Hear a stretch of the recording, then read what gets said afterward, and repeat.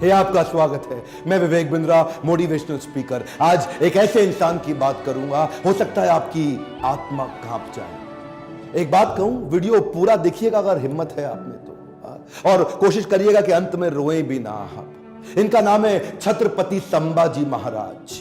आपने छत्रपति शिवाजी महाराज का वीडियो देखा था। यह उनके ज्येष्ठ पुत्र 1657 में इनका जन्म हुआ। बचपन से आखिरी तक केवल संघर्ष। 2 साल की उम्र में ही इनकी माता का देहांत हो गया। मां जीजाबाई, जो छत्रपति शिवाजी महाराज की मां थी, यानी कि इनकी दादी, उन्होंने इनको पालन पोषण किया। सोचता हूं कहां से शुरू करूं और कहां लेके जाऊं। अद्भुत बालक जिसके बारे में पूरी दुनिया को पता लगना जरूरी है। 13 साल की उम्र तक 13 भाषाएं सीख चुके थे। 13 साल की उम्र तक संस्कृत के विद्वान पंडित सारी रीजनल भाषाएं, भारत की पुर्तगालियों की भाषा, अंग्रेजों की भाषा, मुगलों की भाषा, साउथ इंडियन लैंग्वेज, सारी डेक्कन भाषा, कई शास्त्र लिख डाले। ध्यान दीजिएगा, शास्त्र पढ़ डाले नहीं बोल रहा।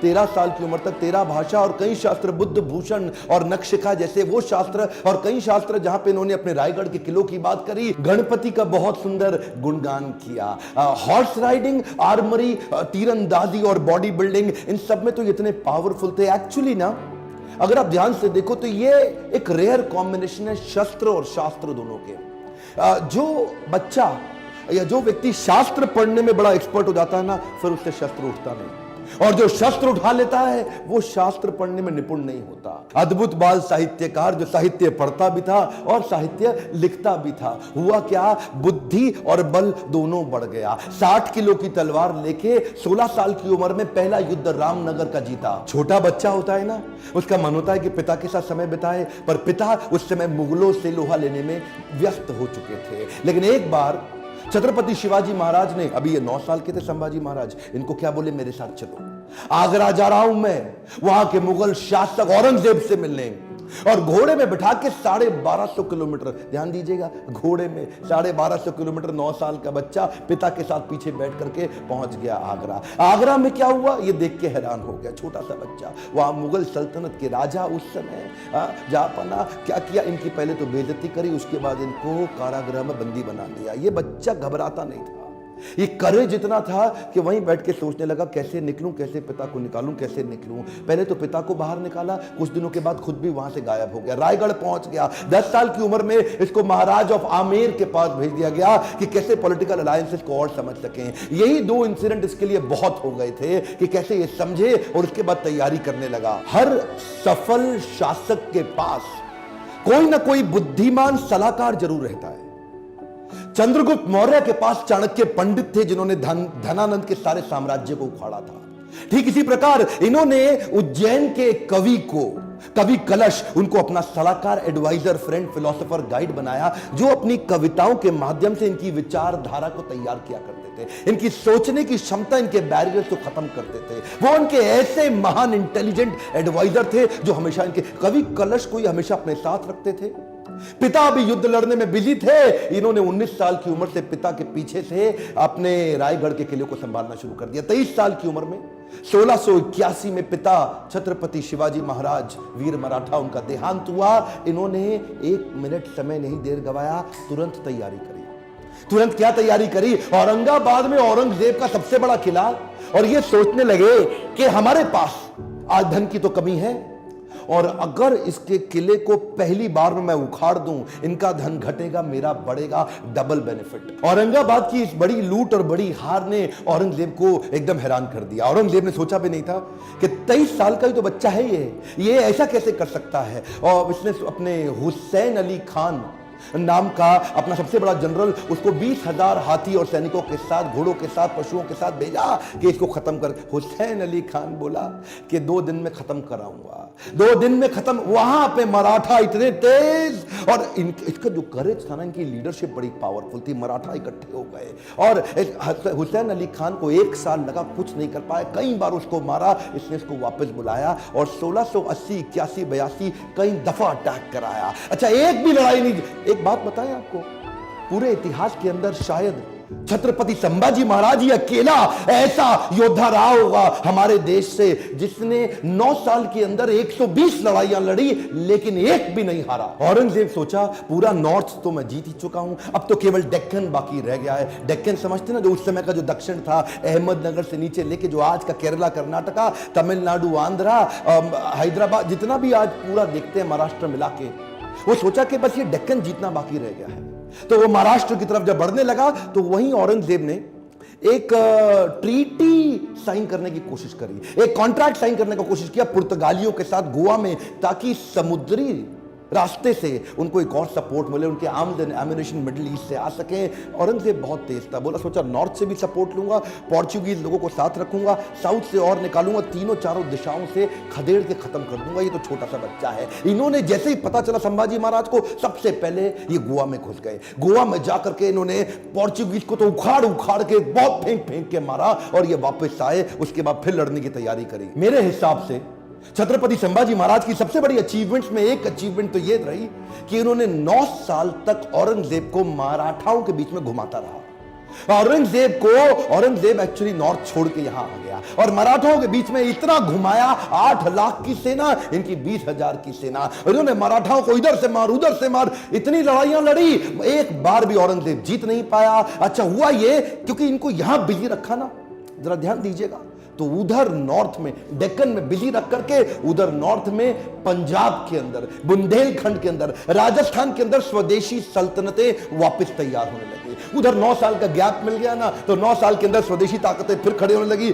हमारे देश के हिंदू राजा वापस आए मुगलों से लड़ने के लिए। ये इसको गोल गोल घुमाते रहे, इतना गोल गोल घुमाया कि पूरे भारत को जीतने का गोल हाथ से छूट गया। गोल गोल घूमा, गोल नहीं पूरा हुआ। औरंगजेब वो कहां रुकने वाला था, उसने नई तरकीबें लगानी शुरू कर दी। नीचे से सिद्दीस को साथ में लिया, मैसूर के राजा को अपने साथ में लाया, पुर्तगालियों को फिर ताकतवर बनाया, चारों तरफ से घेरने की कोशिश करी मराठाओं को। लेकिन ये उम्र से तो छोटे थे, लेकिन उम्र इनके लिए कोई बड़ी बात थी नहीं। ऐसे courageous, confident, powerful in decision making, leadership बड़ी अद्भुत, उम्र से काफी आगे चल रहे थे।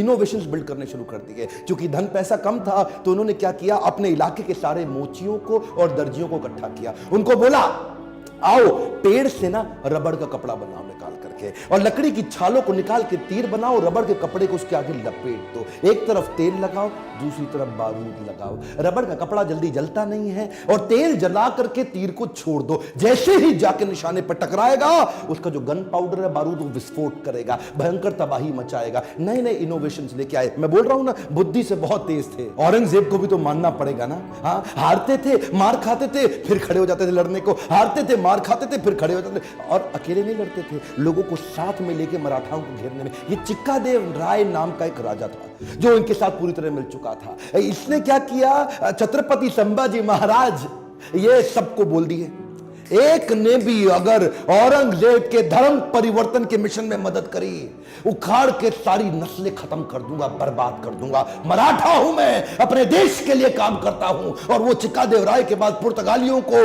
और सिद्धियों सबको खत्म करते चले गए। सबसे एक बात ना औरंगजेब के समझ में आ गई कि ये जो लड़का है ना, इसको मार नहीं सकते, इसको हरा नहीं सकते। संभाजी राजे भोसले 9 साल तक इनको पीटते रहे, मारते रहे। समझ में आ गया औरंगजेब इसको नहीं हरा सकते, सामने से तो नहीं लड़ सकते, कुछ और क्यों ना करें।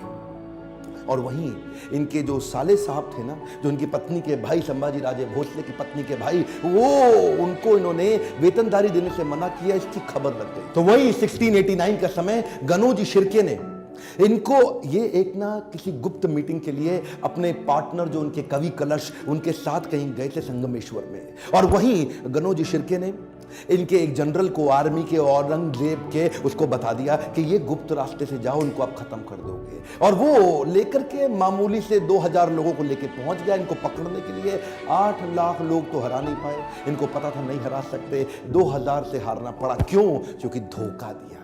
गनोजी शिर्के बेईमान हो गए, अपना परिवार का इंसान बेईमान हो गया। हाँ, हमें तो गनोजी शिर्के ने लूटा, औरंगजेब में कहां दम था, अपनी कश्ती वहां डूबी जिधर पानी कम था। गनोजी शिर्के ने वो गुप्त रास्ता औरंगजेब के जनरल को बता दिया। ये लेकर के सिपाही सेना वहां जाके पहुंच गए, निहत्ते जाकर के उनको पकड़ लिया, कब्जा लिया। साथ में कवि कलश और इधर छत्रपति संभाजी महाराज, दोनों करते क्या ना करते, 8 लाख लोग मिलकर के नहीं इनसे लड़ सके।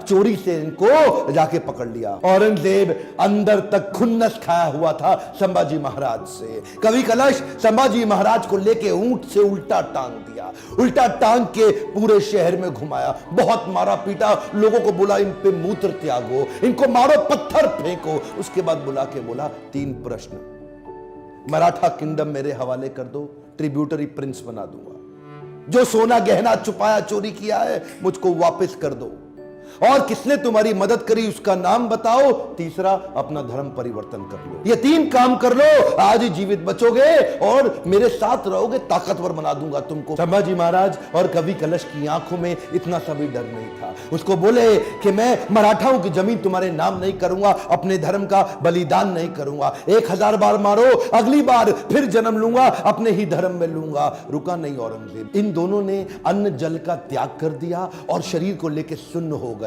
वो उनके नाखून उखाड़ते चले गए, आंखों में मिर्चियां डालते चले गए। उसके बाद जलती सलाखें लेके आंखों में डालते वक्त फिर पूछा, उसको भी डाल दिया। ये बोले नहीं कुछ भी, ये शांत खड़े रहे। पीड़ा बहुत हुई लेकिन ये नहीं बोले हमको छोड़ दो, माफ कर दो। उंगलियां काटनी शुरू करी, पांव की काटी, पांव काटे, हाथ काट दिए, बालों को उखाड़ दिया, वो हाल किया। उसके बाद धीरे धीरे खाल उतारने लगे। हर बार पूछते थे 3 प्रश्न, अपना धन दे दो, जमीन दे दो और धर्म परिवर्तन कर लो। ये सुन्न खड़े रहे वहां पे। ये दर्दनाक सिलसिला 40 दिन तक चलता रहा। औरंगजेब रोज शाम को आके उनसे पूछता था, बता दो बता दो, और आखिरी में बोला कि मैं तुम्हारे आगे हार मान गया, मेरी 4 संतानें, अगर मेरा एक भी बेटा तेरे जैसा होता ना संभाजी महाराज, पूरे देश को मुगल सल्तनत बना देता, इस देश को, भारतवर्ष को मुगल सल्तनत बना देता। तेरे आगे मैं हार मान गया, काट डालो उसका शरीर, काट डालो उसका शरीर। टुकड़े टुकड़े कर दिए उनके, वाघ नख लेके छोटे छोटे टुकड़े करके उनको बोला नदी के पास फेंक दो। समस्त मुगल राजाओं में औरंगजेब एक अमानवीय, इनह्यूमन राजा था। बहरहाल मौका मिल गया सारे मराठाओं को एक होने का। उन्होंने शरीर के टुकड़े उठाए शंभूजी महाराज के, उनको सिल के उनका अंतिम संस्कार किया। लेकिन अब हर घर महल बन गया, हर औरत सेना में आ गई, हर पत्ता तीर बन गया।